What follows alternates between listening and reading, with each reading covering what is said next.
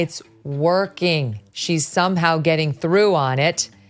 So maybe these guys are right, Matt, that he should go out there on 60 Minutes and at least try to counter some of this. Okay, good news and bad news. The good news is Kamala Harris is still surging, still moving forward, as is her lead in swing states. Not to mention she's put Georgia and North Carolina in play and is inside the margin of error in Florida.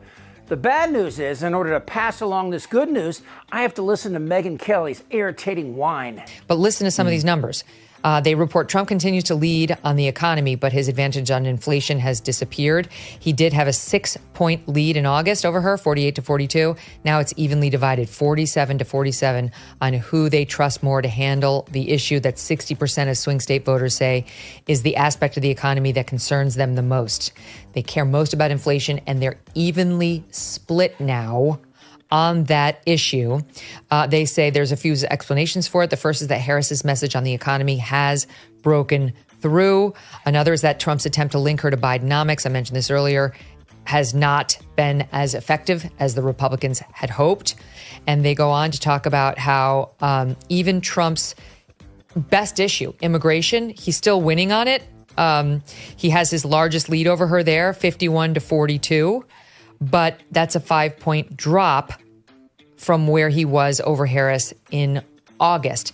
And guys, what this tells me is that it's working. She's somehow getting through on it. Couple things about Megyn Kelly. She's no different than many in the Republican Party who opposed Trump and in her case vigorously and passionately, then flipped. Well, I just don't respect her as a journalist. I have no respect for her. I don't think she's very good. You call women you don't like fat pigs. Trump is a sexual predator. Yeah, she turned 180 degrees and now supports him like a 14-year-old cheerleader. But enough of that. Here's a question.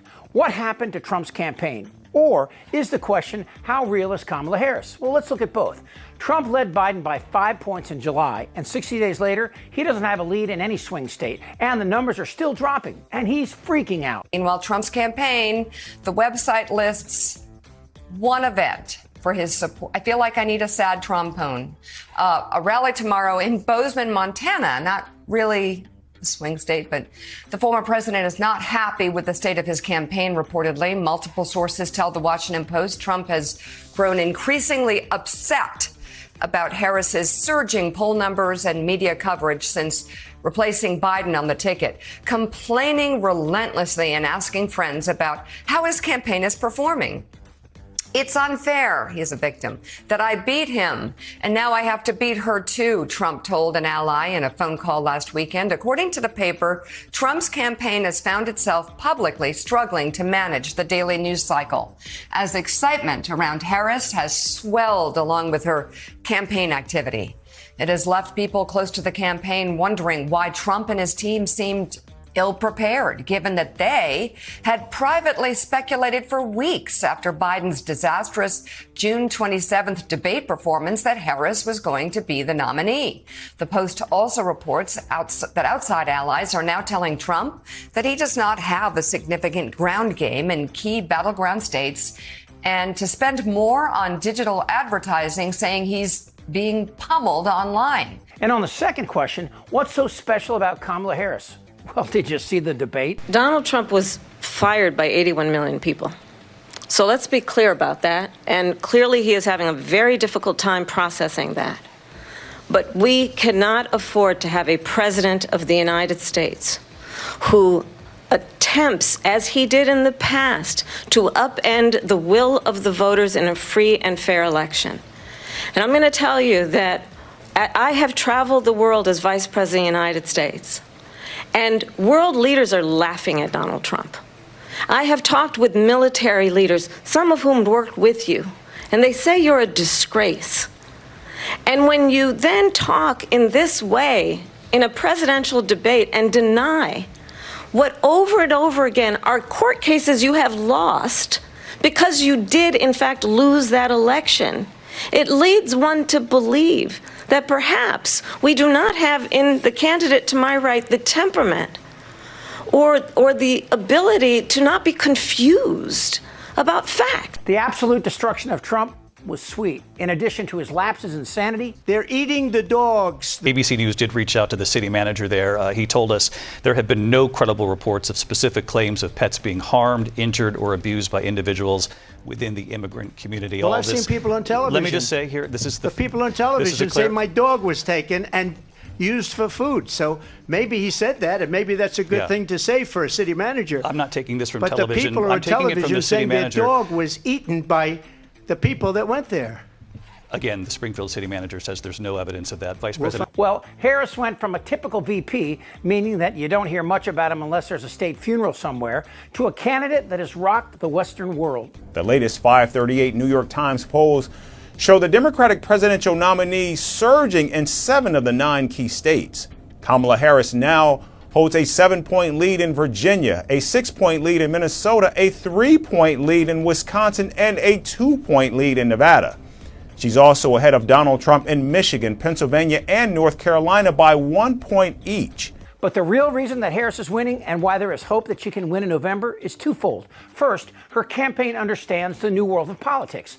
Her staff is younger and more in touch with what works. That's why she's not doing gotcha interviews with wannabe journalists when she can get her message out to Americans with social media and debates. And by the way, Trump not debating her is probably the smartest thing he's ever done. I've seen people on television. Let me just say here, this is the people on television say my dog was taken, but it's too late. Her performance backed up her rep. She's tough. She took it to a man who is vulnerable in every way a person can be. Yeah, he's a felon, and yes, the political establishment loathes him. So she did the one thing Adam Kinzinger told me was Trump's Achilles heel. She emasculated him. She made him look weak. Harris took her strength as a prosecutor and attorney general and hit Trump right in his tiny orange sack, and he didn't know what happened. I'm tired of that. We're done with that. But the second part of why Harris is leading and surging is she has so much ammunition. And combining that with my first point, she's not afraid to use it. Take the economy. You heard Megyn Kelly say that Harris has eaten through Trump's lead in the polls on who could handle inflation. Why? Because Trump's ignorance about the effects of tariffs on inflation is getting to people. And Harris knows this. We're doing tariffs on other countries. Other countries are going to finally, after 75 years, pay us back for all that we've done for the world. But financial leaders from Goldman Sachs to CNBC are telling America the opposite of what Trump says, that his tariffs will be disastrous for the economy. Yeah, it does. By the way, what happens what does happen when you put tariffs on goods and you stop immigration and force migrants to leave? Isn't that going to be inflationary? Of course.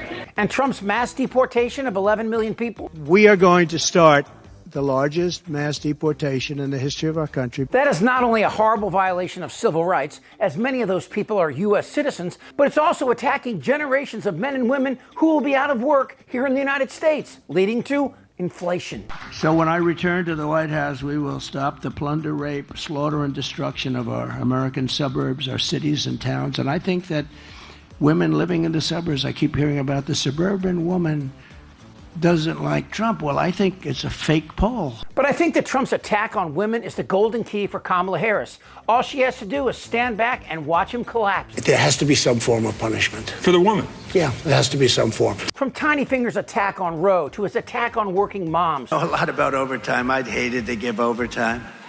I hated it. I'd get other people, I shouldn't say this, but I'd get other people in, I wouldn't pay. I hated. To Trump and Vance's attack on single women. A bunch of childless cat ladies who are miserable at their own lives and the choices that they've made, and so they want to make the rest of the country miserable too. They're handing Harris the key to the White House, and that's why Kamala isn't on every Sunday morning talk show. She doesn't need to. Women, and yes, even you, Megyn. F you.